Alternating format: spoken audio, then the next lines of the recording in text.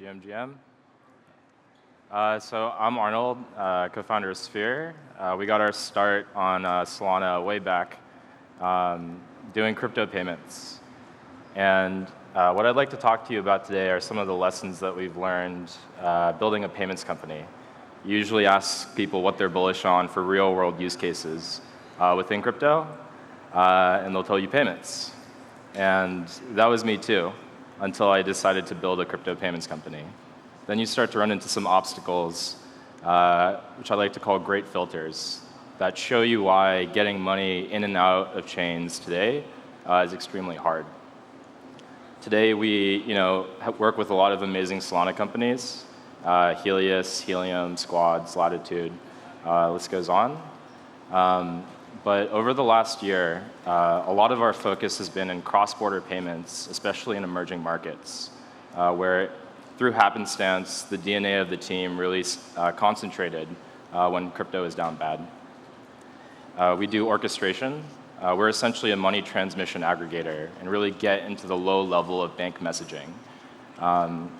Over the last few years, a lot of my conversations have been with bankers, regulators, compliance officers, risk officers, and trying to convince them to more natively support the amazing things that can be built on top of open loop permissionless chains. What are some common, I suppose, obstacles that we see when interfacing with these types of counterparties? I like to call this a suffering from success, because as these ecosystems have grown so much in size, and now all of you are here. I remember a couple of breakpoints ago, it was a much smaller crowd. Reputational risk becomes quite important, because the quiet part out loud is that it's very hard to move a lot of money recurringly in and out of crypto because of the open risk vectors that exist within open loop permissionless chains. And why is that? Well, it turns out if anyone in the world who has a computer and an internet connection can kind of do what they want on chain, there's good stuff and there's also bad stuff.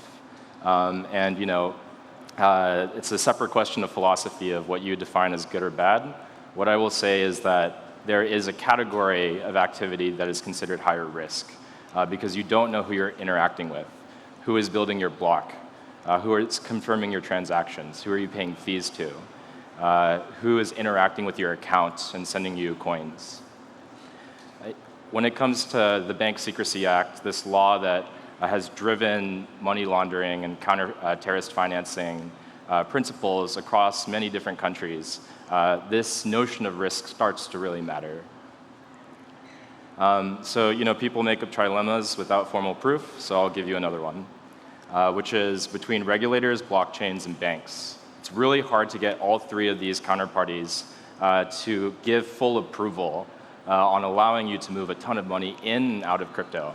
You've probably wondered, why isn't there a way for me to just use Apple Pay and get a lot of money into crypto? Why do I have to KYC so much?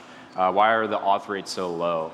And it's in convincing and finding the overlap between these three, the blockchains that want to work with banks and the regulators that oversee bank activity. Here are a couple of examples that you probably know of. You could have a CDBC that appease regulators and banks.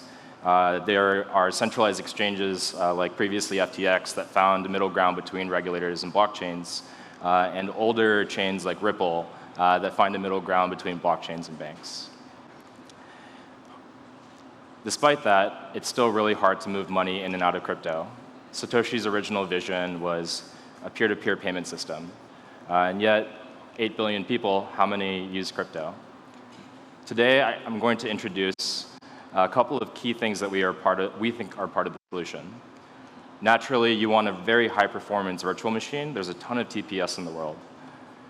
You want fixed and nominal gas fees. Something that people don't really talk about is that regulated institutions that have to report their financial activity each year are hesitant to hold coins that could go up and down in value, and where source of funding is unclear.